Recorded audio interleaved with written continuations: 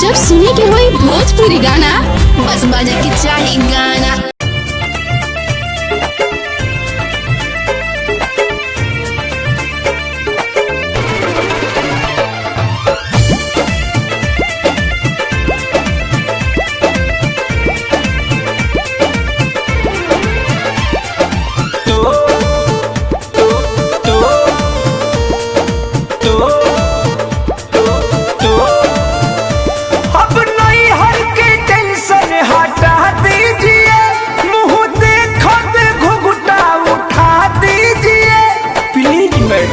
घुंघटा उठा दीजिए। अब नहीं हर के टेंशन हटा दीजिए, मुँह देखबे घुंघटा उठा दीजिए। निकला के न काजर तो हर लोरवा से धो धो। बंद कर रोवल अब चालू करी टोल, बंद कर रोवल कल चालू करी टोल टोल।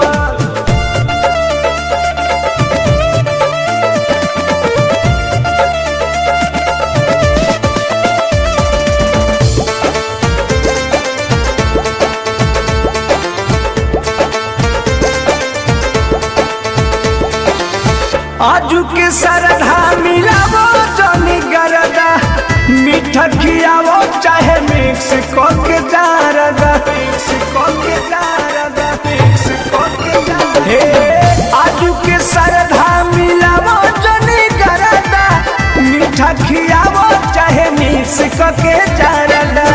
नजर मिलावो है ने कहाँ बाड़ू खोवल खोवल। बंद कर रोवल अब चालू करी टोल, बंद कर रोवल अब चालू करी टोल।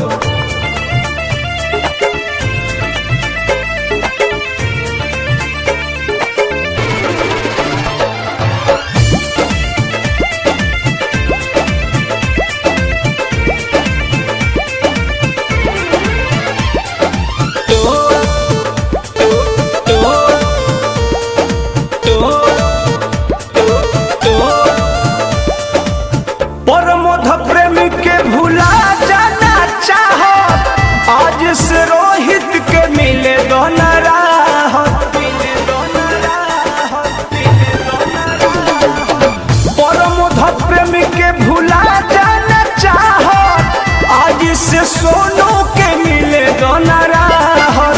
ठान तारू जीत बोलो काहे नहीं खुश होवा।